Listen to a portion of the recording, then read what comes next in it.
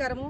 నా పేరు డాక్టర్ గీతా హసంతి, పల్నాడు జిల్లా మహిళా అధ్యక్షురాలు. ఇప్పుడు మనం పల్నాడు పిడుగురాళ్ల హైవే, హైదరాబాద్ వెళ్లే హైవే అందు బ్రాహ్మణపల్లి రోడ్లో ఇక్కడ పల్నాడు మెడికల్ కాలేజీ పల్నాడు జిల్లాలో అత్యద్భుతంగా రూపొందుతుంది. 1000 పడకల మెడికల్ కాలేజీ ఈ రోజు జగన్మోహన్ రెడ్డి గారి అభివృద్ధి కార్యక్రమంలో భాగంగా కాసు మహేష్ రెడ్డి పట్టుబడి తీసుకొచ్చినటువంటి మెడికల్ కాలేజీ ఇది.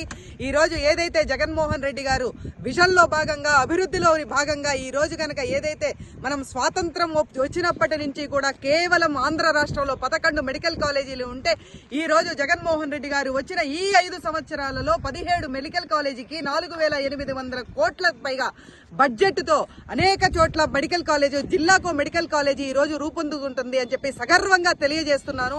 ఈ రోజు ఇది ఒక చారిత్రాత్మకమైనటువంటి ఘటన. పల్నాడు జిల్లా జీవనాడి, పల్నాడు ప్రజల సహకారం ఇది. పేద ప్రజల వైద్యము తన పాదాల వద్దకే తీసుకొస్తున్నటువంటి ప్రభుత్వం ఇది జగన్మోహన్ రెడ్డి గారి ప్రభుత్వం అని చెప్పేసి సగర్వంగా తెలియజేస్తున్నాను. Thank you.